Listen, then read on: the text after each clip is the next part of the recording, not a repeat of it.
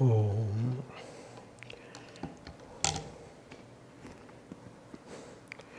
Om Shri Gurubhyo Namaha Harihi Om.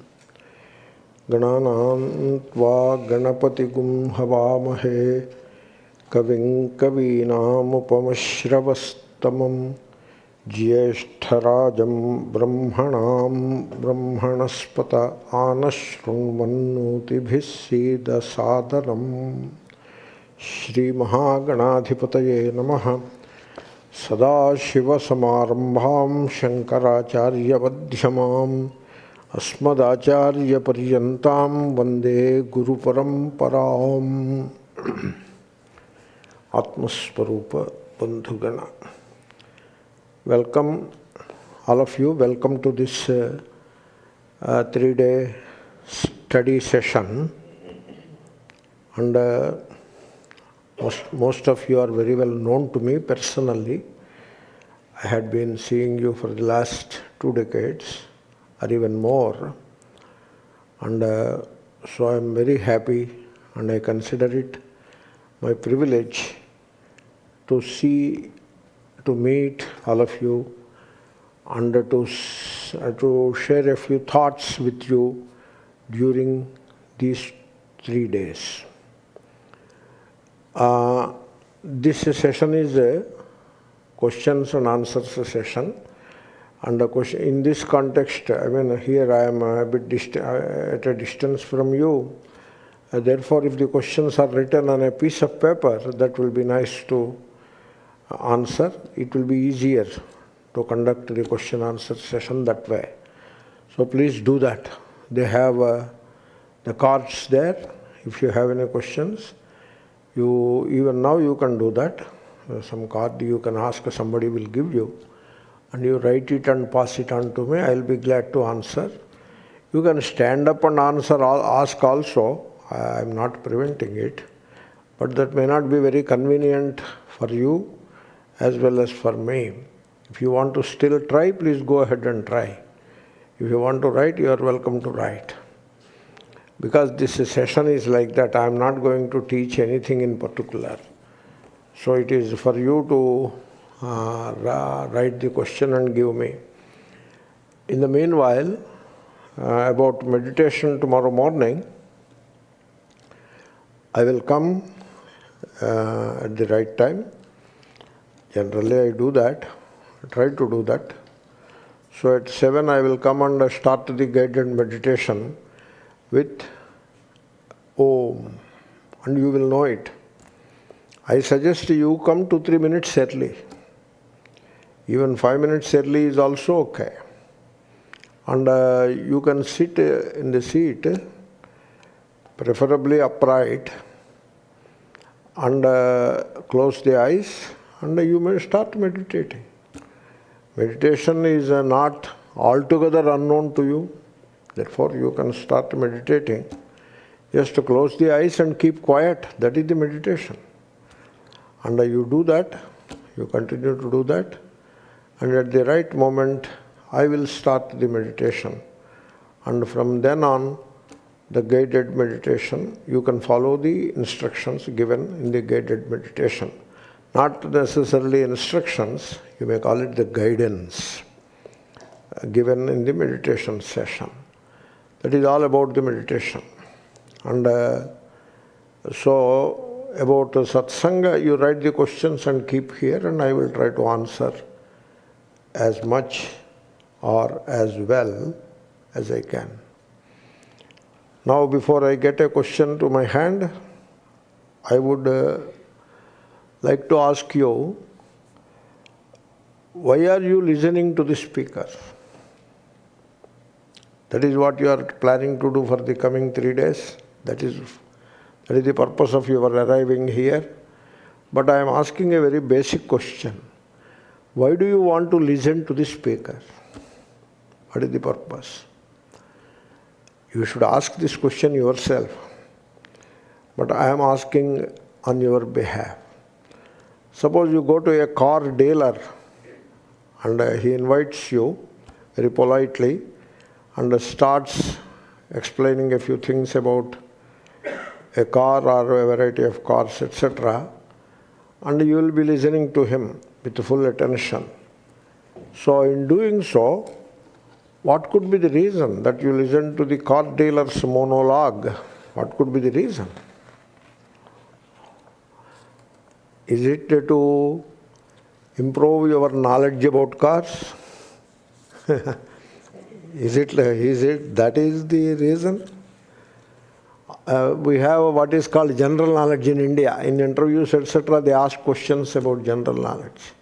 In fact, there used to be a paper on general knowledge. So we have to gather all kinds of information and stuff in the brain cells, and they can ask any question from any source, from anywhere, and if they ask the question, we answer it and get marks. So like that, you are increasing your general knowledge. For that reason, you are listening to the car dealer's monologue. Is that the reason? I suppose not.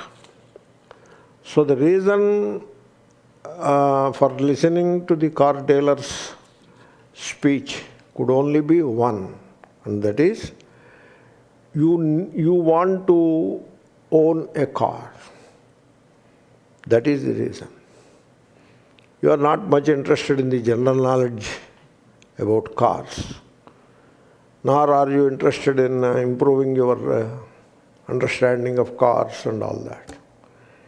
You want to own a car for yourself. That's why you are putting up with that person's speech, right? You should adopt a similar attitude here also.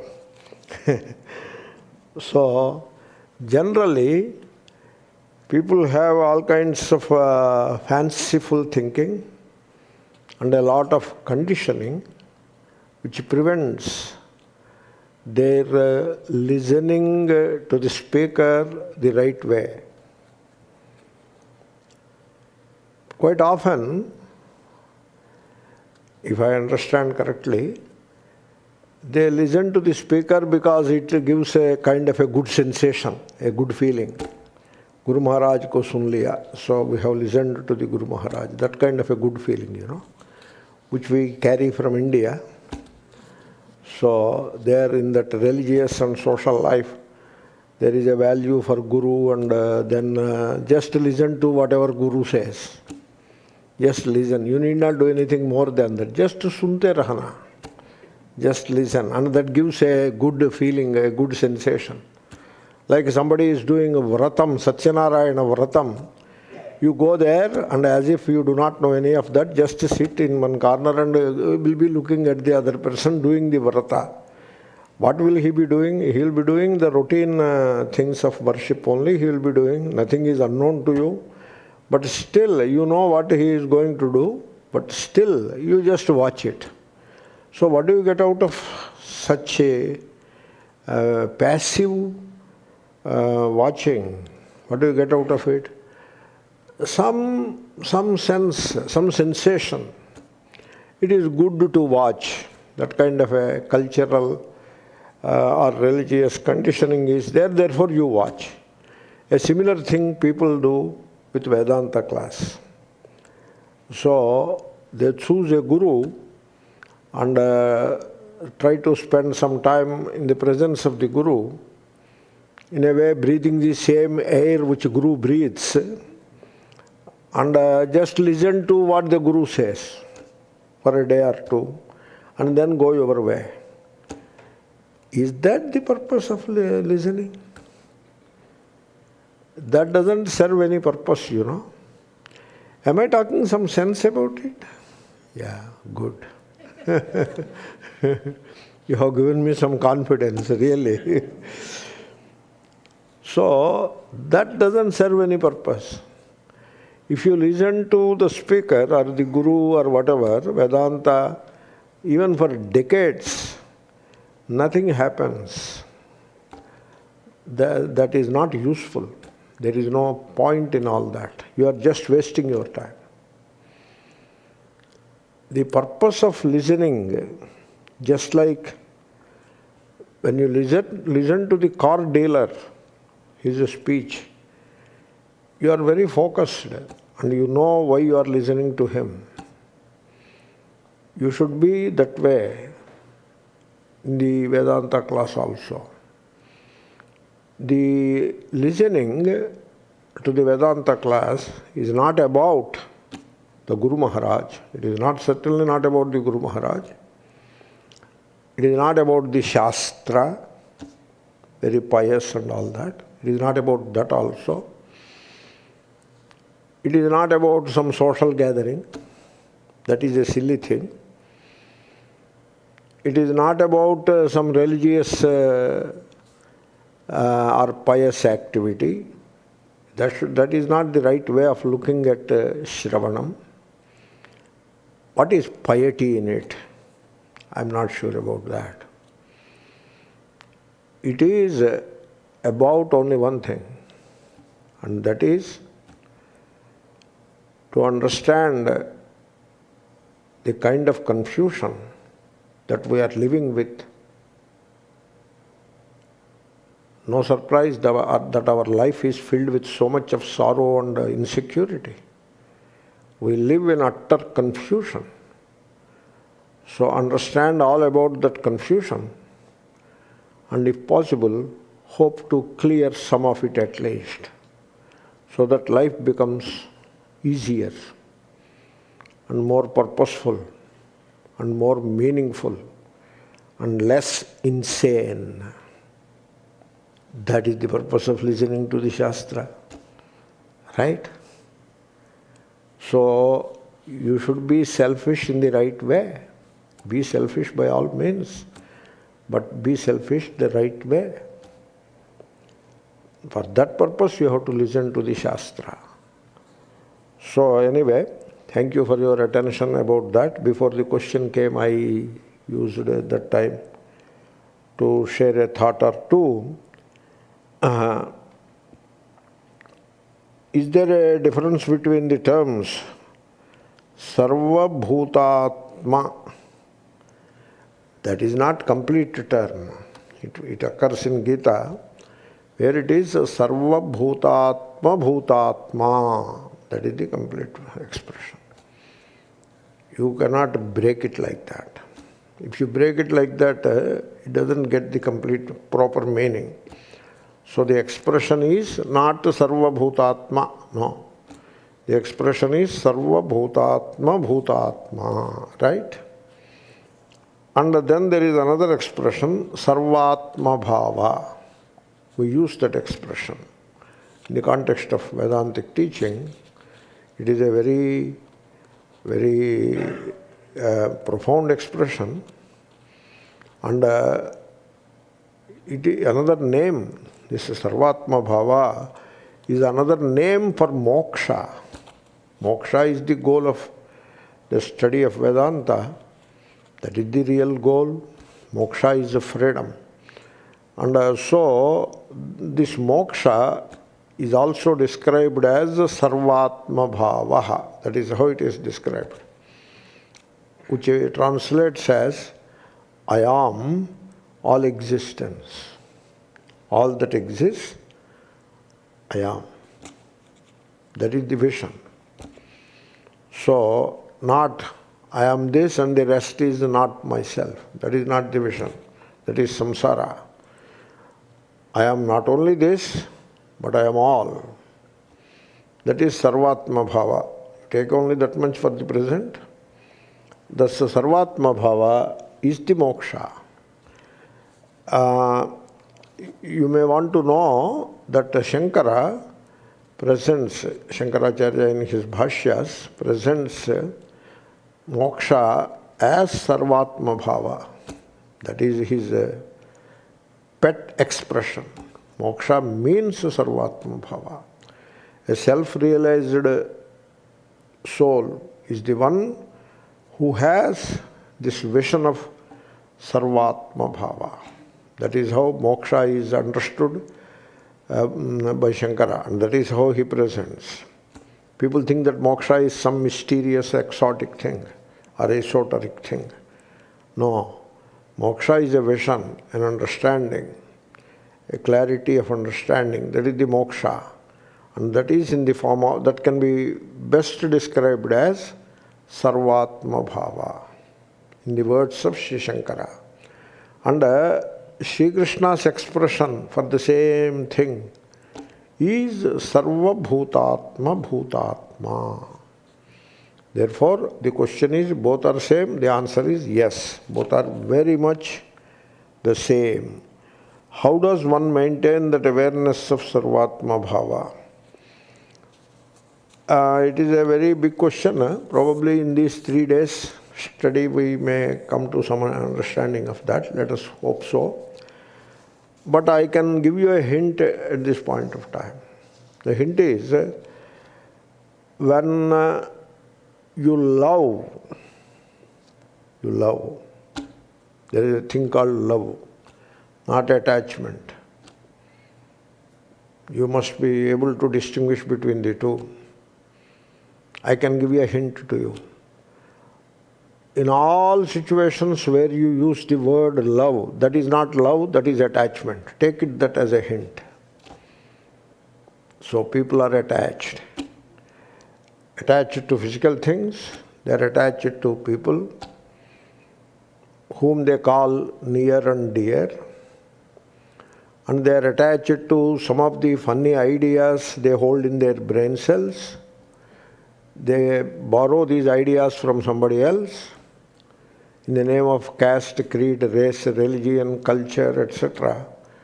Social life, from all such sources. They borrow ideas, they get ideas, and they store them in the brain cells, and then they get attached to those ideas.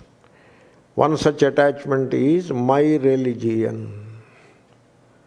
When you say my religion, what you call religion is a set of ideas. That is what it is. There is no understanding, there is no direct perception or any such thing. Only a set of ideas which you borrowed probably from your parents or grandparents, mostly from grandparents, because grandparents put religious ideas into the minds of the children. That is how they borrow. And you are attached to that set of ideas by giving a name to it, religion. Therefore, people are attached to things, physical things, to people, to ideas. Among all these things, the attachment to the ideas is the most powerful attachment it is, and most painful, and most destructive also. So people know only attachment, they don't know love. But love happens to be your swarupa. Like fragrance is the swarupa of a sandalwood piece, love is your swarupa. You cannot avoid it because it happens to be your swarupa. Can sandalwood piece avoid being fragrant? Suppose it decides, I don't want to be fragrant. Can it do that? It cannot. Because fragrance is its very swarupa, essence. Similarly, love is the essence of human heart. Sometimes it comes out. Occasionally it comes out. To give an example, the love of the father to the children is mostly attachment. Very little love. Love of the mother to the children is mostly love, less attachment, possible. Till the son gets married, those conditions will apply. So, there is attachment and there is love. I brought this topic because when you love a thing, you have to think about it. You think this night and tomorrow morning you think about it. When you love a person or a thing, whatever, you are one with that. There is no division now. You think about it. Love is like gravity. Gravity is a force that unites two objects which are apparently separate. That is what gravity is, right? They are apparently separate, but they are connected by the force of attraction. That is what gravity is. Similarly, among living beings, love is that which connects them, unites them, though outwardly they are separate. Therefore, that is the power of love. Love unites. And when you love someone, that someone is not different from you. You are one with that someone. And when you love all, you are one with all. That is called Sarvatma Bhava. Think about it. Then, in the absence of any further question, I will continue that topic of listening to the speaker. I came with a topic in mind because I expected in this auditorium getting questions may not be very feasible, at least in the first satsanga. And also there can be some kind of a starting trouble for questions. Once the questions start coming, they will pour in, but that starting trouble will be there. Like an Indian scooter which doesn't start easily. Anyway, so now you are listening to the speaker. So I continue this till one more question comes to me. Question is welcome. I will stop this and attend to the question. When you are listening to the speaker, why are you listening? You are listening to hear something that will confirm or tally with your own thoughts. Is that the purpose? Because I am going to teach one or two verses from an Upanishad, from Kathopanishad. Some of you must have studied Kathopanishad 2 decades back. And some of you must have studied already 2-3 times. And therefore, you are scholars of Kathopanishad in a way. Okay, now I have this a frightening task of addressing all the scholars of Kathopanishad, explaining 3 verses from that Upanishad. Not easy. So when I start speaking, you will be listening to me in order to tally with what already you know, or whether the speaker, whatever he speaks, will it confirm what you already know? Is that the purpose of listening to the speaker? Or you listen to the speaker to find out, to learn. The purpose could be twofold. In the first case, what you get is nothing. You get nothing out of it. Sometimes what I say tallies with what you know. Sometimes it doesn't tally. Sometimes what I say may altogether contradict with what you already know. What you call knowledge. What is knowledge? What you call knowledge? Knowledge is apparently a very sacred term. What you call knowledge is but memory. That is what it is. And so what I say must conform with your memory. And it may not conform with your memory. So, suppose it conforms with your memory, it makes you feel good. And you get nothing out of that feeling of goodness. Nothing. Just only some sensation. Oh, good, good. This I know, and he said that, like that. It doesn't serve any purpose. Just a tallies means, okay, we have already heard this, and so what a big deal, we heard it one more time. It doesn't serve any purpose at all. But the purpose of listening is to find out. That is altogether different. There is a thing called learning. People only know to stare. They don't know to see. They know only to hear. They don't know to listen to.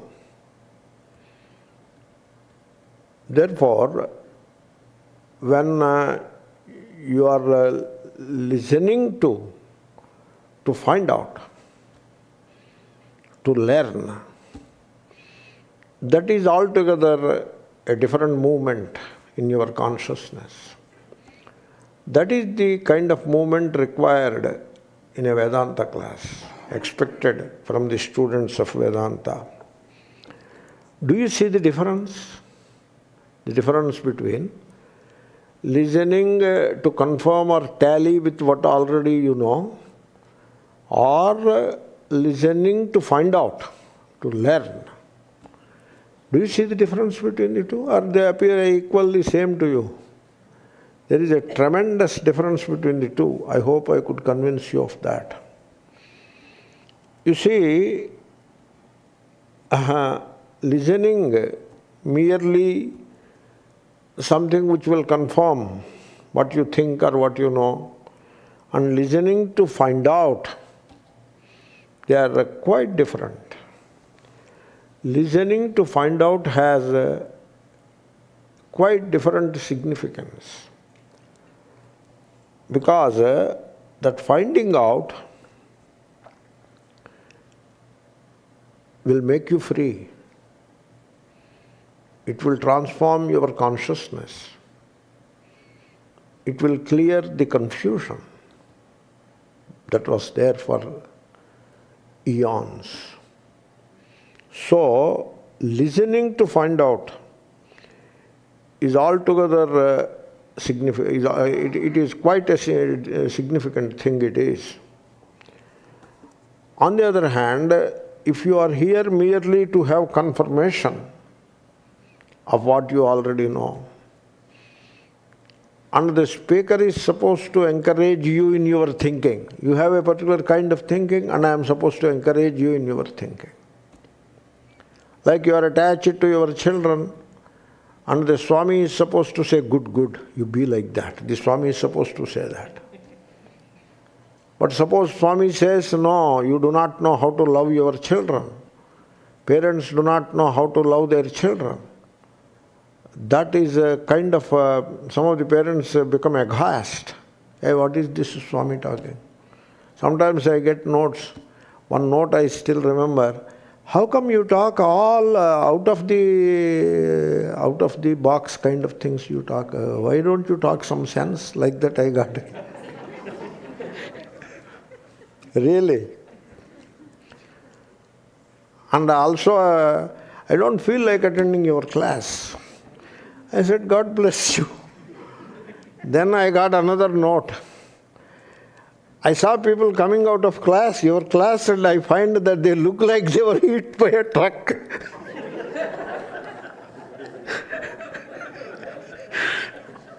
Somebody wrote like that. I said, good. If a truck has to hit, better let it hit, because till then people do not get shaken. Therefore, just to be encouraged your own thinking. Swamiji, I am a housewife and I have 2 children and 1 husband, and how should I do my karma yoga?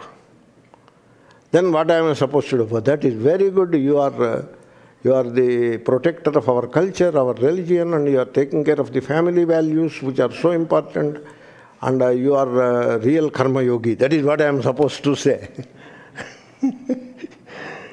So, but suppose I don't say that. I say something altogether unexpected. You don't like it. Because that only shows, suppose you don't like, that only shows you are listening to the speaker to get a confirmation of what you are thinking. Such a listening has no meaning. It has no meaning at all. When you listen to find out, then your mind is free. It is free. Not committed to anything. Suppose you are already committed to this or that, all kinds of things are around in the society. You are already committed. Then your listening has no purpose. Therefore, you need a mind which is free to listen, to find out. When you listen to find out or learn, what is called learning, at that time you have the experience of learning, you have learned many, many things in life. You examine those moments of learning, when you have learned something, that moment, that was your own experience. If you examine it, when you were learning, your mind was free. And free money, it was empty. When you were learning, it was empty. Even in a small thing, like you run to the airport and you run to the gate, you arrive late and you are in a hurry whether the flight will go away. Then you ask, this flight, is it open? And while you are waiting to hear the answer, while you are about to listen to the answer, your mind is totally free, totally empty, and ready to absorb whatever the other person says. No, the gate is open, please go. Then you will go. You get that information from the speaker with such an acute, alert, absorbing, receptive mind. That is how learning happens. Generally, people do not have that kind of a mind which is ready to learn. They have too many things in the mind. The mind is burdened, if I may say so. I already gave a hint that what I am saying may not entirely agree with what you know or whatever. So therefore I venture to say, people's mind is burdened with, you know what? Knowledge. Because you already know. You know Katha Maharshi and what all Katha Maharshi said, you know. Like that it works. So you know Vedanta. Vedanta is not unknown to you. Meditation is not unknown to you. Patron's retreat is of course certainly not unknown to you. Therefore, the mind is burdened with conditioning, religious, cultural, social and familial conditioning. It is burdened with knowledge that is accumulated, gathered over years and accumulated and stored in the brain cells and given the pious name, the sacred name, knowledge. So people have that burden and they listen to the speaker with that burden. The mind is not open, it is not free. It is like you are entering into a small room, 10 by 10, in which already 20 people are sitting. You must have seen that kind of a situation. And you have to struggle to move between the people and try to find a small space where you can park your body. So you struggle in a room which is filled with 20 people. So the speaker's speech also struggles to enter into the people's mind because it is already burdened with so much knowledge. That is not how you learn. That is not the way to learn. At best, you can pick up some hint here, some piece of information there, etc. in the speaker's speech and add to the store. Nothing will happen to the consciousness. Just you will be adding. It is like you have a memory chip or some such thing in the computer which has some 32 megabyte and already 15 megabyte is already filled and you add one more megabyte to that, it will absorb. Some such thing happens in the Vedanta class also. That doesn't serve any purpose. Anyway, a simple point, not a very complex thing, very simple point, I am stretching it because you have not given me any job yet. So, Therefore, when the mind is free, it is not burdened by the knowledge, by the conditioning. When it is free, and when the mind is not committed to anything, means it is open. It is open. Suppose you are committed, then nothing will happen. The listening becomes a waste. When such a mind you have and you listen with such mind, that mind is very acute, very sharp, and it is alive. The mind is alive. This mind which is burdened with knowledge is dead. It doesn't receive anything.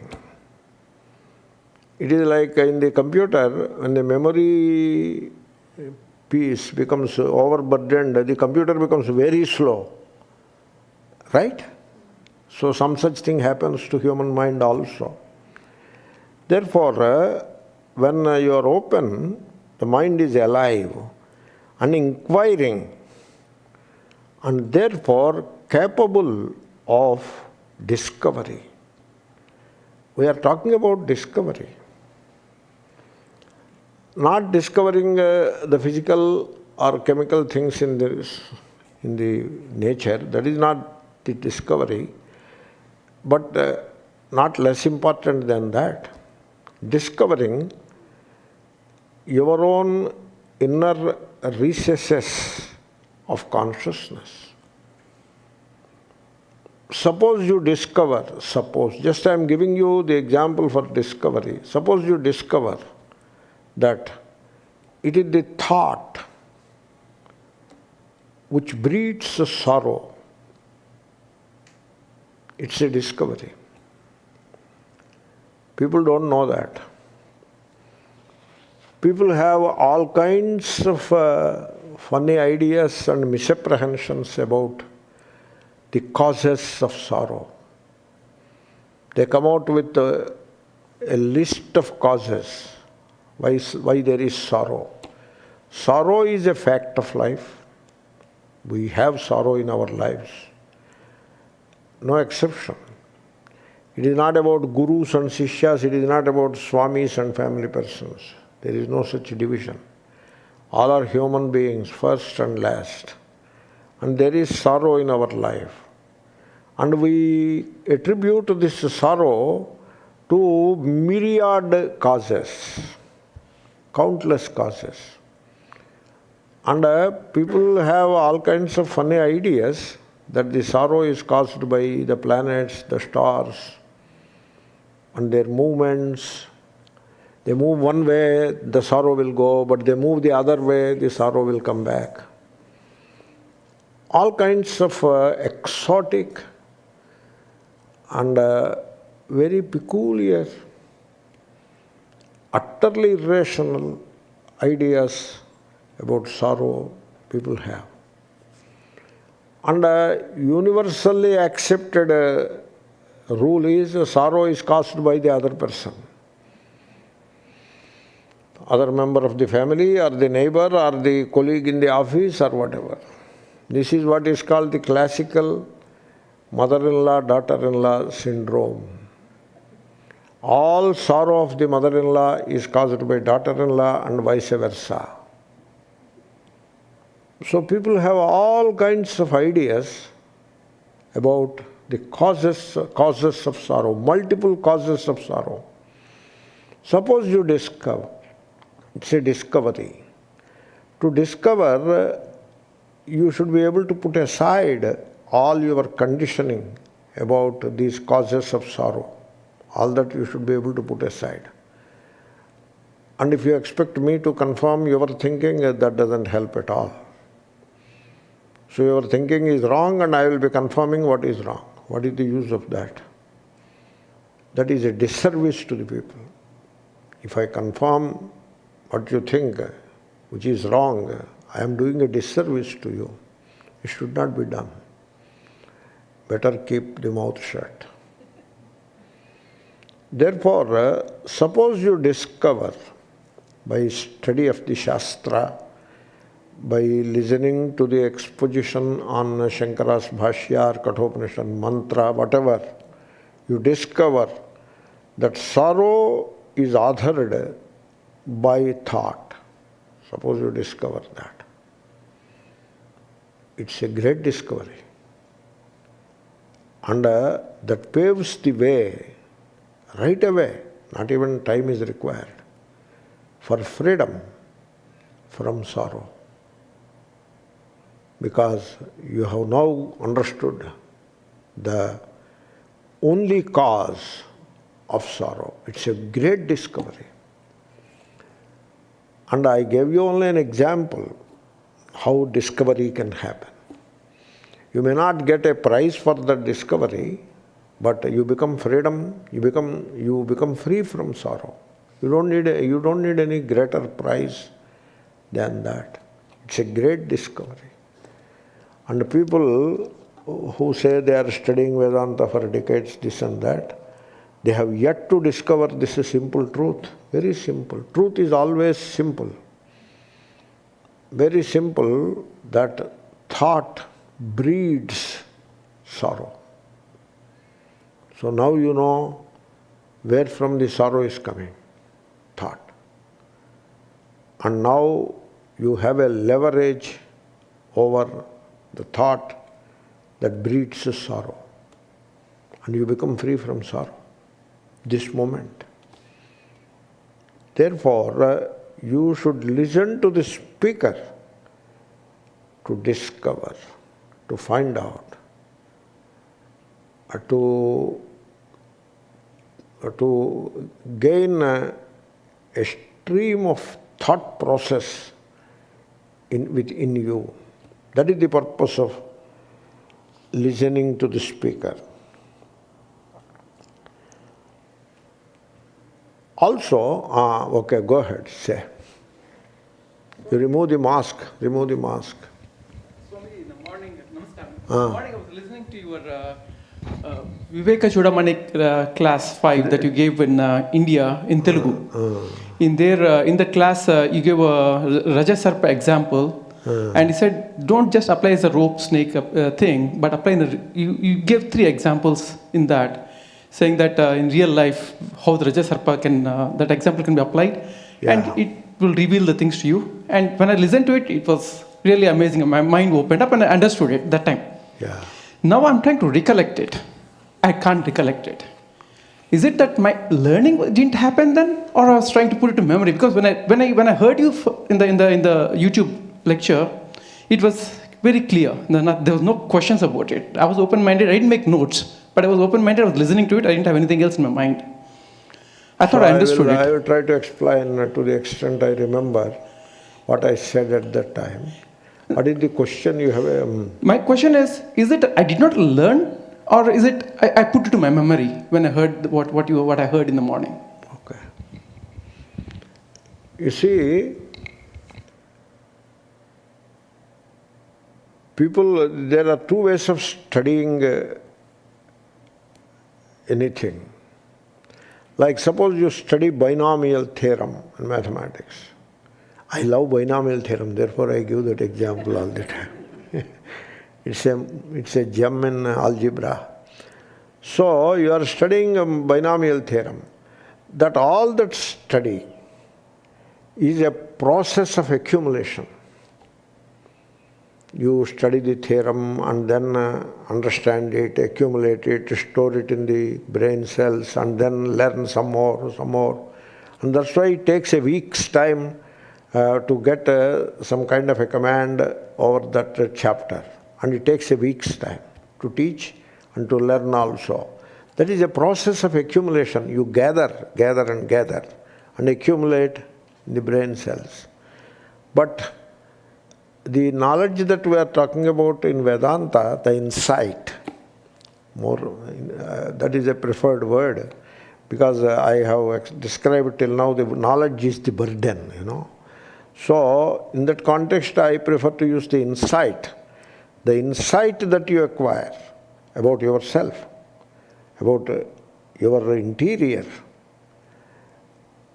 That insight is not a process of accumulation. What applies to the outside, what applies to physics, chemistry, mathematics, or grammar, or language, or any subject that universities teach, what applies there, it simply fails when it comes to understanding the interior, your own interior. Here accumulation of knowledge doesn't work. Here it is, you do not gather knowledge about yourself. That insight, that thought breeds sorrow. You do not gather that knowledge over a period of 1 week. So study Viveka Chudamani, 30 verses, now you have studied, read another 100 verses, then you will know that thought breeds fear. It's not like that. But people do like that. People think that they gather knowledge about Atma. They are already still gathering. They are gathering in the last 10, 12 years, they are gathering, and still gathering and gathering, and one day the gathering will give knowledge. No, it is all wrong. Don't gather knowledge. When it comes to outside, you gather knowledge. Inside, you do not gather knowledge.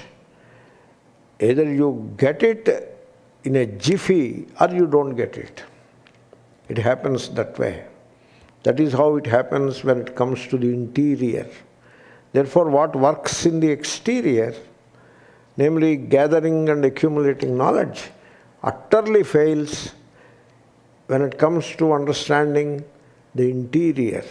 Do you need a proof for that? We are all the proof, okay? So, therefore, when it comes to the interior, when you are open, the knowledge happens instantly. And the realization, rather, happens instantly. To remind you about that example, some silly example I gave, you are rushing to the gate to catch the flight. And he says, yes, yes, open, rush. You did not gather that knowledge. It is instant. All insight happens that way only. That is one thing. And in the context of Rajju Sarpa, you see, you means not you, that is a way of speaking, you are deluded. Okay? The delusion continues. You are looking at a rope, a piece of rope, but you imagine it to be a serpent, and you are afraid, and the fear is continuing. It is still sitting there. The serpent is sitting there, not rope, serpent. Because that is how you look at it. And therefore, you are afraid and you are planning what to do with it, how to get rid of it and all that. And then suddenly somebody throws light on it. And now you realize that it is not serpent, it is rope. That doesn't happen. You do not gather the knowledge that it is not serpent. It is merely rope, no fear about it. You do not gather that knowledge. It is not a time-bound process. It's not a method by which you know that it is not a serpent. It's not a method. Therefore, these words, method, process, which include time in them, the moment you have introduced a time element, you have missed the whole thing. There is no time involved there. You suddenly realize, I don't know whether the word suddenly is the right word, I am using some word. You instantly realize that it is not a serpent. It is rope. Rope is secondary. It is not a serpent, it is the knowledge. Knowledge is not, it is a rope. Rope is not the knowledge. You understand? Or rope is the knowledge. I can use it for tying to something. That is not the knowledge, okay? It is not the serpent. That is the knowledge. The ending of that misapprehension that it is a serpent, that ends. Ending is not a process. Building is a process, not ending. And negating, ending is timeless. It doesn't take time. It is timeless. And this is what I was highlighting in that context of Rajasarpa Bhranti. Probably What I was saying at the time, I say so many things in so many places. There is another interesting aspect to that Rajju Sarpa Drishtanta, illustration by Shankara. You see, all our life, we see serpents everywhere. Because it is a kind of, we are hardwired to see serpents. Suppose you go to office, the boss is a serpent. Okay? And then the juniors, serpents. And you are studying with, the wife is a serpent sometimes. Okay? And for the wife, husband is a serpent. Not always, on and off. Occasionally. And the son, till marriage he is not a serpent, but after marriage he could become a serpent. We are hardwired to see adversaries in life. And in every single situation, without exception, your assessment is wrong. There is no adversary in life. I do not believe in this adversary concept. There is no adversary. I do not feel anybody as my adversary. Even if the person kicks me in my face, I do not look at the person as my adversary. I don't have any adversaries in this creation. That is the real end of Rajju Sarpa Bhranti. Okay? Okay. Very nice. We were saying a few nice things. And I thank you for your attention. See you tomorrow morning. Unless you have some very pressing question. You must have a long day also. Must have had a long day. And please go and take rest. See you tomorrow morning in the meditation session. Om Purnamadav Purnamidam Purnat Purnamudachyate Purnasya Purnamadaya Purnamevavashishyate. Om Shanti Shanti Shanti.